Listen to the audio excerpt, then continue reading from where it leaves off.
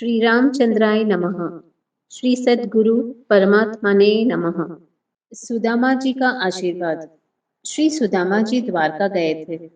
भगवान बड़े प्रेम से मिले। भगवान तो बड़े रमूजी थे। सुदामा जी से कहा, हे सखे, रुक्मणी आदि प्रणाम करना चाहती है।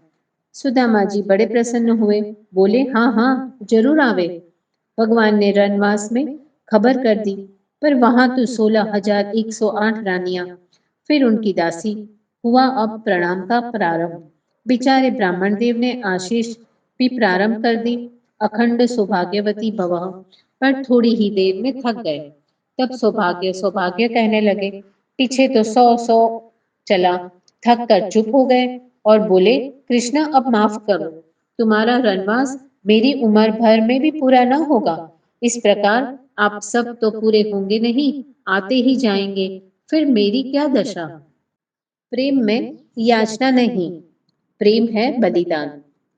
शास्त्रों में अनेक साधन प्रभु प्राप्ति के विद्यमान हैं, पर यह निश्चय है कि कलिमल ग्रसित मन को राम नाम प्रबल और प्रधान साधन है। ध्यान रहे कि व्यवहारिक पदार्थ की याचना का तो मूल्य ही क्या, पर जापक को भगवत प्राप्ति की भी इच्छा रखना निष्ठा में कलंक है। पौंडरिक अपने माता पिता की खूब सेवा करता था। उसकी सेवा से प्रसन्न होकर भगवान उसे दर्शन देने गए, पर उस समय वह अपने माता पिता की सेवा में रत था।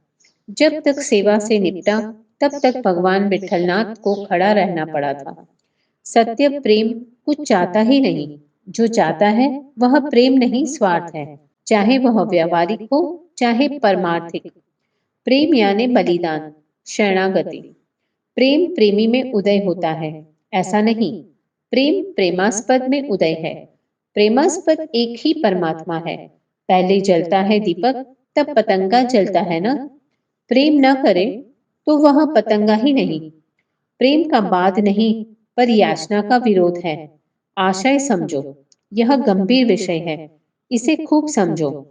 चित्त में एक विलक्षण शक्ति है, उसका नाम प्रेम है। प्रेम का स्वरूप गुणाकर्षण है। गुण प्रेमास्पद में विद्यमान है, तब अपने उनसे क्या याचना करे, कारण वह प्रेम भक्ति उनके गुरुत्वाकर्षण मात्र का कार्य है। चित्त यहाँ जीव याचक है। ध्यान रहे, अशुद्ध प्रेम प्रेम नहीं, पर वासना है। गोपियां वासना से बहुत परे थी। गोपियों की पूजा थी, सर्व समर्पण होए आप में। श्री राम इस भाव से परे हैं, दास रस प्रधान है। राम जपो। पुष्कर चतुर्थी 1960। उपासक, मेरा मेरे प्रभु से नित्य संबंध है। प्राणों से नहीं, इंद्रियों से नहीं, मन से नहीं, देह से तो हो ही नहीं सकता, पर मेरे शुद्ध स्वरूप से संबंध है। वह मेरे प्रभु है, मैं उनका ही शेष हूँ। उपासक के विभाग है। संबंध विभाग: शांत, वात्सल्य, सख्य, श्रृंगार, दास्य। आत्मनिवेदन सब में ओतप्रोत है। प्रातः अनुकूल श्रीपति पावन जी प्रदान करते हैं। राम झरोखे बैठकर सबका मुजरा ले, जैसी जिसकी चाकरी पैसों ताको दे। त्र्यंबकेश्वर मौन, जनवरी तारीख 5 से 19/1/1961। कर्तव्य की दृष्टि ही श्रेयकर है, कारण कि कर्तव्य में लाभ हानि का विचार नहीं रहता है, और दृष्टि में लाभ पर प्रसन्नता और हानि पर दुख होता है। कर्तव्य दृष्टि में संतोष है कि काम किया, फल जो हो। जीवन में भजन उतना ही अनिवार्य है जितना भोजन। 4 बजे उठने का रखो, कम से कम 6 घंटे, ज्यादा से ज्यादा 7 घंटे की नींद होनी चाहिए, फिर प्रमाद है। भोजन में नियमित फल लेना। सबसे पहले शरीर स्वस्थ होना, फिर भजन होना, पीछे आर्थिक विचार या साधन होकर। विवेक युक्त, शांति युक्त जीवन बनाना हो तो यह 3 बात आवश्यक है। लोक बढ़ाई के लिए द्रव्य का दुरुपयोग करना मूर्खाई है। अनियमित भोजन, सोना, जागना या दुराचरण करना मूर्खाई है। मानव शरीर पाकर ईश्वर आराधना न करना प्रबल मूर्खाई है। चिंता का त्याग करो। प्रताप, प्रसन्न और निष्फिकर मन हो तो नींद कम होती है, फिर भी स्फूर्ति रहती है। पूज्य गुरुदेव, फिकर चिंता सब मुझे भेंट में दो। केवल विचार शक्ति का आश्रय लो, चिंता का नहीं। निद्वंद रहो। किसी भी समय में, कैसी भी कठिनता में चिंता न करो। धैर्य से विचार शक्ति का उपयोग करो तो स्वास्थ्य पर असर न होगा। सदा मन प्रसन्न रखो। हानि लाभ, जीवन मरण, यश अपयश, यह अपने आप होते रहते हैं, इनकी चिंता क्यों? ऐसा दृढ़ निश्चय करने से मन को सदा प्रसन्नता मिलती है। प्रताप, प्रसन्न रहने का प्रयत्न करने पर भी बाहर के वातावरण के कारण मन पर असर होती है। पूज्य गुरुदेव, जब जब ऐसी परिस्थिति आवे, शीघ्र भगवान का स्मरण करो, ऊपर लिखे वाक्यों को विचारो और धीरज से उसका निकाल सोचो। अपने विचार दृढ़ हो तो वातावरण स्वतः शांत होकर अपने विचार अनुकूल बन जाता है, पर विचार शुद्ध सात्विक हो। साधना, ध्यान करने के लिए प्रथम मुख्य साधन है तीव्र इच्छा और दृढ़ संकल्प। चित्त में अति सूक्ष्म वासनाएं रहा ही करती हैं। वह मन को खींचती रहती हैं और मन उस क्रिया में लग जाता है। चित्त क्षणिक है, उसमें जो विचार उठते हैं वह कितने क्षणिक है। एक क्षण एक विचार, तुरंत दूसरा, इसलिए उसका नाश करना चाहिए। ध्यान के समय मन बाहर के अन्य विषयों का चिंतन करे, तब मन का निरीक्षण करके उस दिशा से मोड़कर ध्यान में लगाओ। मन शुद्ध हो, यानी ध्यान के समय कोई विचार न हो, तो निरीक्षण करने की कोई जरूरत नहीं। राजयोग में विवेक वस्तु रखी है, वह ठीक है, पर निरीक्षण बाद ध्यान करना ही चाहिए, नहीं तो केवल विवेक काम नहीं कर सकेगा। पर आगे चलकर पतंजलि ने कहा है कि ईश्वर प्रणिधान नाथ, शरणागति चाहिए। योग 4 है, यानी योग के 4 विभाग है। मंत्र, हठ, लय, राज। राजयोग में भी जाप करना पड़ता है। पतंजलि ने केवल या पाद के प्रथम सूत्र में ही कहा है, जन्मोषधि, मंत्र, तपः, समाधिजः, सिद्धियः। मंत्र योग गृहस्थ के लिए सरल प्रक्रिया है, यह राजयोग का अंग है। मंत्र जाप से मन की चंचलता का नाश होता है और दीर्घकाल पर्यंत करने से ध्यान परिपक्व होकर आनंद प्राप्त होगा, जो नित्य है, सत्य है। ध्यान में अपने को खो देना, सर्व भूल जाना ही आनंद की परिकाष्ठा है। इसी का नाम है अनन्य शरणागति। इसमें निष्ठा, श्रद्धा, प्रज्ञा का ही महत्व है। श्री गीता जी में दूसरे अध्याय में प्रज्ञस्थ के लक्षण है। राम ही एकमात्र रक्षक है, इनके सिवाय कोई सर्वेश्वर नहीं। यह जीव प्रभु के वास्ते हैं, प्रकृति के लिए नहीं। यह है मंत्रार्थ। मंत्र जाप खूब करना, स्मृति में चलते फिरते जब भी हो मंत्र अर्थानुसंधान करना। जब चिंता, भय, हानि, लाभादि हो, तब अर्थानुसंधान से खूब लाभ होता है। मंत्रानुसंधान किया कि बीज शीघ्र ध्यान में आता है, नाम से स्वरूप आ ही जाता है। अति चंचल मन वाले को प्रथम यह साधन है, पीछे तो त्रिकुटी में ही ध्यान करना पड़ेगा। कुछ दिन में वह प्रकाश सूर्य से भी ज्यादा हो जाएगा और धीरे धीरे ऊपर दूर दूर तक चढ़ता मालूम पड़ेगा। आंखों पर ज्यादा जोर देना नहीं। गर्मी मालूम पड़े तो दूध पाक, बिल्कुल ठंडा दूध पाक खाना और बादाम का तेल मलना। साधन में गर्मी बढ़ने से मगज कमजोर हो जाएगा। तुम दूध और फल खूब खाना। स्वप्न जागृत में सिद्ध हो जाता है, जागृत में आभास हो जाता है। जो आनंद आया वह हमेशा ही भजन के प्रभाव से होने लगेगा। ऐसी विलक्षण घटना व्यर्थ नहीं होती, उसमें छिपा हुआ उद्देश्य रहता है। साधन में इतनी दृढ़ता हो कि अहर्निश चिंतन होवे। जो पुरुष एकांत स्थान में वास करते हैं, जो भजन के समय, ध्यान के समय बिल्कुल शांत स्थान में एकांत में रहते हैं, वह पुरुष संसार के बंधनों को काट देते हैं। हर्ष शोक से रहित होकर भगवता अनुकूल जीवन बनाते हैं। दो मार्ग है, प्रवृत्ति निवृत्ति। प्रवृत्ति वाले को भजन के समय एकांत लेना चाहिए।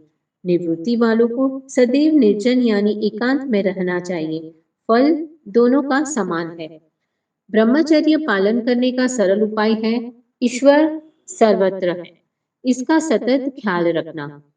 प्रतीति प्रेम से होती है, श्रद्धा अंधी है, विश्वास चक्षुवान है। जे हरि कर से ते मम हितनु। विश्वास प्रभु है, फिर क्या? श्रद्धा, जैसे मैंने कहा 5 तारीख को आऊंगा। जरूर प्रतीति विश्वास जागृत करता है, कभी भी जरूर कहकर नहीं चुकता, यह अनुभव है। इसी प्रकार शास्त्र गुरु शब्द ही प्रतीति, श्रद्धा, विश्वास बोधक है। प्रतीति होने के कारण प्रत्यक्ष, अनुमान, आगम। प्रत्यक्ष खोटा भी हो सकता है। तुम देखते हो यह प्रत्यक्ष है ना, पर 12 साल में परिवर्तन होगा तुम में। तारे दिन में नहीं दिखते, तो क्या तारे नहीं है? प्रत्यक्ष नहीं, केवल अनुमान है।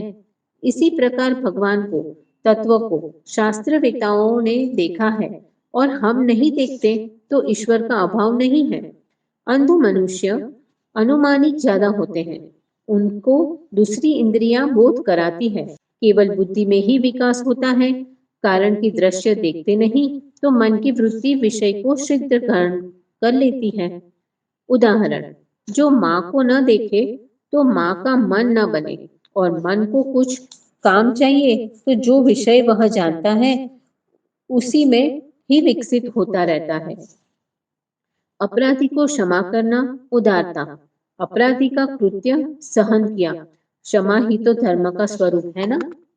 जन्म तो कर्मयोग को ही होता है, प्रारब्ध समाप्त होते ही क्रियामान कर्म संचित हो जाते हैं।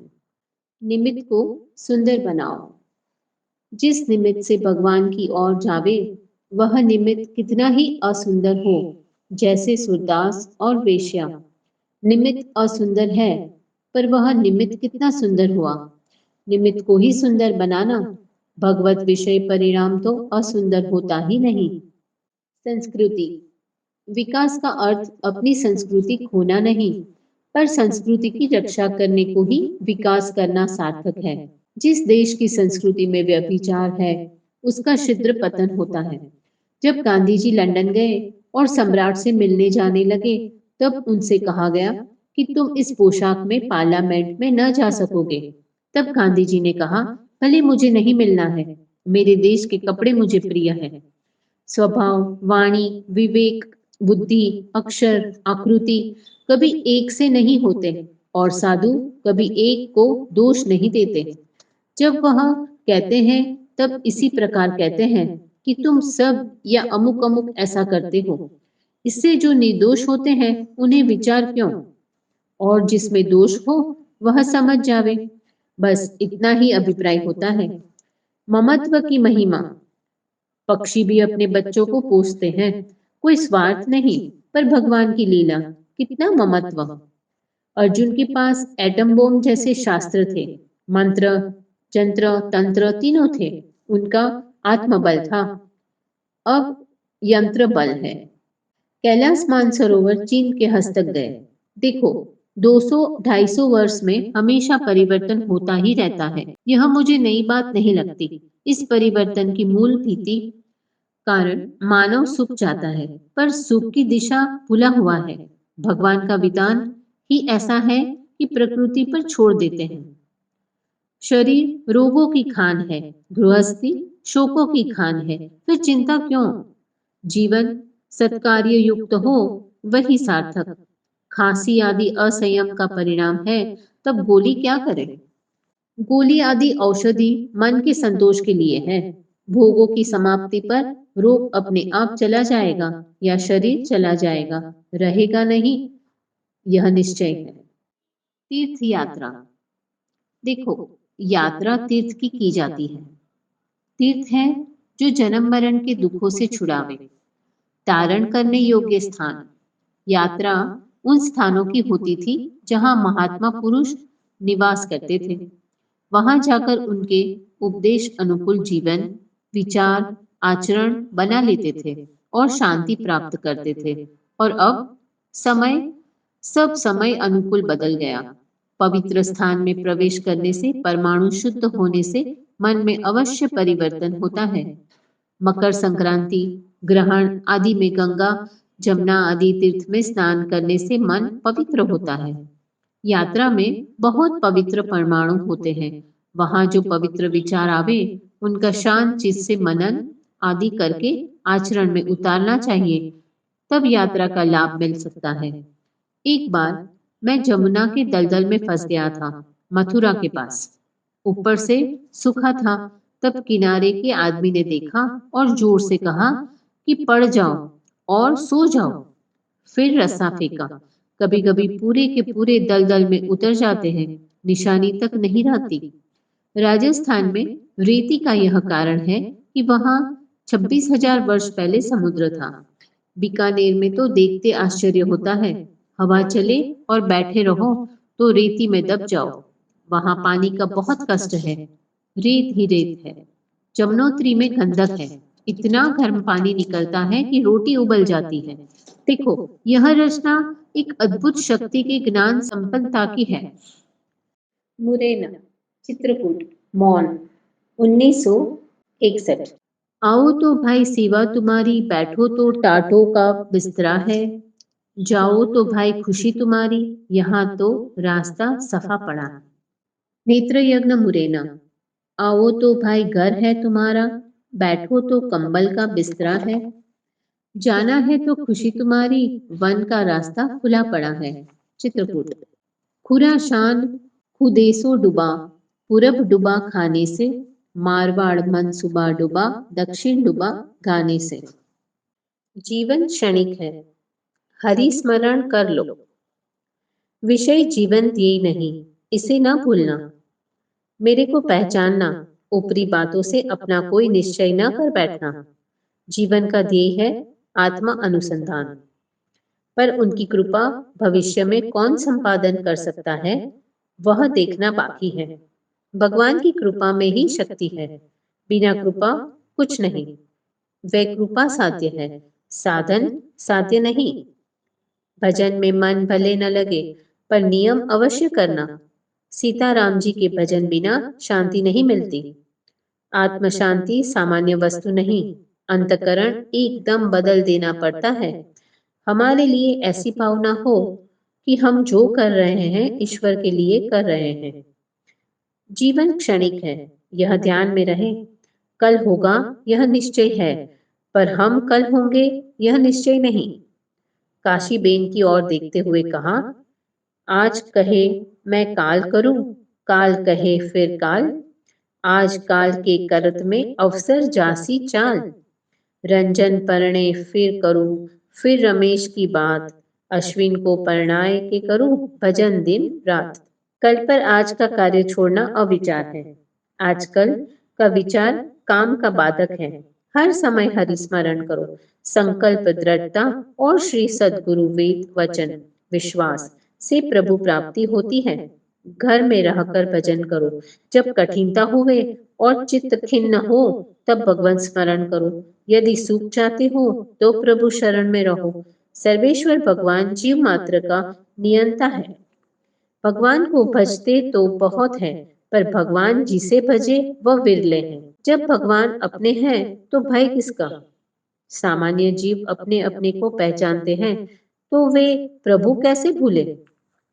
अपने अपने को पहचानते विश्व जीव की रीत, बना दास फिर क्यों करे जीवन जन्म की भीत। जो समय पर हित में जावे वह सार्थक। जब तक मानव यह समझता है कि मैं कुछ हूं, तब तक वह कुछ नहीं है। जब वह यह समझता है कि मैं कर्तव्य हूं, तब सब कुछ कर सकता है। आपने शुभेच्छा से सेवा की है, परिणाम भगवान की इच्छा पर है। गरीबों पर दया का भाव रखना, अपनी शक्ति भर उनकी मदद करने का व्रत लो। वही मानव है जो गरीबों पर दया रखे। पर हित हुआ नहीं, हरि भजन किया नहीं, तो जन्म लेना व्यर्थ नहीं। जीवन में जो समय पर हित में जावे वही सार्थक है। वह मनुष्य ही क्या जो गरीबों की दशा पर दया न करे। उत्तम सेवा है स्वार्थ का त्याग कर सेवा करना। मध्यम सेवा है स्वार्थ सहित सेवा करना। और निकृष्ट सेवा है जो सेवा के नाम पर अपने स्वार्थ को पुष्टि करे। परमार्थ स्वार्थ का विरोधी है। कर्तव्य परायण पुरुष प्रशंसा की अपेक्षा नहीं रखता। सबसे सेवक धर्म कठोरा, गाली दे तो माना सन्माना। नीच परिकर सम राखो ध्याना, और कर से काम करो मुंह से राम बोलो। मेरे लिए आप सब हर समय कष्ट उठाकर गरीबों को भगवान का ही रूप समझकर कार्य करते हैं। यह तो आजीवन हम भुला नहीं सकते। बना दास के साथ में जीवन सुख दुख सना, कभी भी धना कभी मुट्ठी चना, कभी वह भी मना। मुरैना का स्थानीय रहवासियों ने कैंप के स्वयं सेवकों को भोजन कराने की पूज्य गुरुदेव के पास इच्छा व्यक्त की। तब पूज्य गुरुदेव ने लिखा, हमारे में कोई फरारी, कोई तकरारी, कोई आहारी, कोई विचारी, कहाँ तक कहे खोपड़ी खोपड़ी की गति न्यारी। मेरी सेना न्योतना मेढक तोलना है, मैं तो धर्म की पोटली में बांध कर तोलता हूँ। तुलसी तुलसी भगवान को अति प्रिय है। तुलसी परमाणु पवित्र करती है। भगवान के सामीप्य की चिन्ह है। निष्ठा परिपक्व रखने को तुलसी बिना पानी पीना नहीं। निष्ठा परिपक्व होती है तब इष्ट बल जरूर मिलता है। हमारी निष्ठा में खामी है तो इष्ट बल में भी खामी है। चारों संप्रदाय में तुलसी मान्य है। प्रारब्ध और पुरुषार्थ। प्रारब्ध है संचित का परिणाम, कर्म फल। प्रारब्ध व्यवहार में प्रधान है, पुरुषार्थ गौण है। व्यवहार का पुरुषार्थ प्रारब्ध अनुकूल फल देता है, अपनी इच्छा अनुकूल नहीं। यह शास्त्र संबंध और अनुभूति युक्त है। पर परमार्थ में प्रारब्ध गौण है। परमार्थ में प्रारब्ध प्रधान मानकर बैठे तो भूल होगी। कारण परमार्थ आत्मा के लिए है और परमार्थ में पुरुषार्थ करने पर प्रारब्ध सूक्ष्म होकर नष्ट हो जाता है। परमार्थ में जो पुरुषार्थ करते हैं वह आत्म प्रसाद से प्रारब्ध का तिरोधान नाश कर सफल होते हैं। इसका यह अर्थ नहीं कि व्यवहार में पुरुषार्थ नहीं करना चाहिए, केवल परिणाम से व्यथित न हो और प्रारब्ध फल जाने। कर्म विपाक और पार समाक देखना। जिस देश का चारित्र खाड़ में जाए वहां की राजकीय सामाजिक धार्मिक स्थिति डावाडोल हुए तो आश्चर्य नहीं। अधिकांश पुरुषों ने नारी को भोग की सामग्री और नारी के अधिकांश भाग ने पुरुषों की अवहेलना और उसका परिणाम है। यह मेरा व्यक्तिगत मंतव्य है। जब झूठ में सफलता है तो सत्य में क्यों शंका। आत्मबल की कमी, निकामी बातों में खोटा। जो खोटा मार्गदर्शन दे वह नीच है, मोह है। कुमकुम सौभाग्यवर्धक है। आपने चांदला लगाया या कुमकुम, तब प्लास्टिक लगाने का हेतु। बिना हेतु कोई काम नहीं होता। कुमकुम तो सौभाग्यवर्धक है। क्या साइंस ने प्लास्टिक को ऐसा बताया है? तब कुमकुम लगाओ। बिना सोचे देखा देखी मत करो। चांदला बिना सौभाग्यवती का ललाट नहीं रखना चाहिए। बिस्तर से उठते ही पहले चांदला कर लेना। डाकू पहले ही विचार कर लेते हैं कि मर चुके। अमृतलाल गुना नेत्र यज्ञ में आया था और कहला भेजा कि मैं क्या सेवा कर सकता हूँ। अमृतलाल ने उमरी रानी साहब से कहा था, माँ तिजोरी की चाबी दे दो, मुझे केवल 1 लाख रुपए चाहिए। रानी साहब ने कहा, माँ कहते हो तो माँ पर जुल्म भी करते हो। तब उसने उत्तर दिया, एक पुत्र हठी हो तो माँ को उसकी हट पूरी करनी चाहिए। उसने केवल 1 लाख रुपए ही तो तिजोरी से निकाले। अगर यह पूरी गहनों से सजी हुई रास्ते में मिले तो छुए तक नहीं और पूछे, बहन आपको कहाँ जाना है, उसको गांव तक पहुंचा दे। उनकी अपनी नीति होती है, लेकिन उसके नाम पर दूसरे लोगों ने डाका डाला। वह गरीबों को खूब सहाय करता था। जीवन में आघात लगने पर वह डाकू हुआ था। उनके साथी ने, कि जो उसका रिश्तेदार था, इनाम की लालच से धोखा दिया और पुलिस में खबर दे दी। उसने उसी साथी से कहा, अब तुम ही मुझे गोली मार दो। रघुवंश ने कभी किसी को सताया नहीं। क्षत्रिय का जन्म कष्ट सहन करने को ही होता है। बुद्धिमान को कोई ज्यादा दिन अंधेरे में नहीं रख सकता। नीति अनीति की व्याख्या जटिल है। यह तवा पर सोना है। प्रभु पारायण को कभी संकट होता ही नहीं। हे प्रभु, जिसे तुमने अपनाया है उसे माया का क्या दुख। धन यौवन क्षणिक है, इसका अभिमान दुखदाई है। मनुष्य कामिनी कांचन का त्याग करने में सफल हो सकता है, पर बिना भगवत कृपा अहम का त्याग होना दुष्कर है। अभिमान मनुष्य का उतना ही शत्रु है जितना दुराचार। जीवन संघर्षमय है, इसका सामना करने में धैर्य काम आता है। धीरज धरो तो उतरो पारा, तुमको यह आशीष हमारा। जो मानव यह समझता है कि दिन सदा एक से जाते हैं, वह नीरा मूर्ख है। सब दिन होत न एक समान। कारण बिना का क्रोध आपघात जैसा है। जीवन प्रपंचमय है, पर सावधानी से सुख कर है। मोती तो डॉक्टर अच्छा कर सकते हैं, पर क्रोध के अंधों की तो भगवान ही रक्षा करे। मानवता का हास होना आत्मघात जैसा है। किसी को दुखप्रद न हो वह मानव। जगत एक खेल है, आरंभ कब हुआ और समाप्त कब होगा पता नहीं।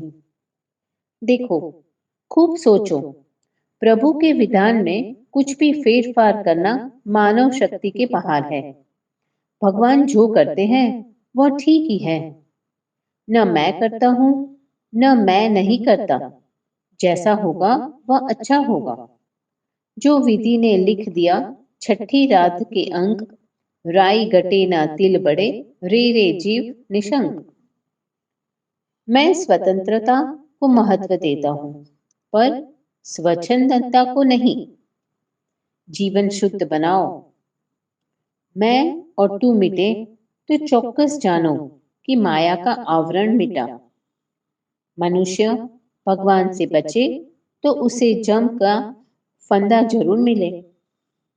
जीवन में जितनी जरूरियात कम, उतना ज्यादा सुख। सादगी से जीवन व्यतीत करो। मौज शौक से धन का नाश होता है। स्वार्थ का अभाव गुणों का उदय, स्वार्थ की सिद्धि दोष का उदय। नारी धर्म पति सेवा। दाना भाई कहे तो स्वर्ग क्या, नर्क में भी जाने को तैयार रहो। सेवा ही अति आकर्षक वस्तु है, जो मानव को धनिष्ठ दिव्य सूत्र में ग्रंथित कर देती है। तुम इसके द्वारा एक हृदय को खरीद लेती हो, जो जन्म भर अपृथकत्व को अनुभव कर जीवन सुंदर बनाता है। सेवा कर आदर को पावे, ऐसा डूबे था न पावे। जय सिया राम।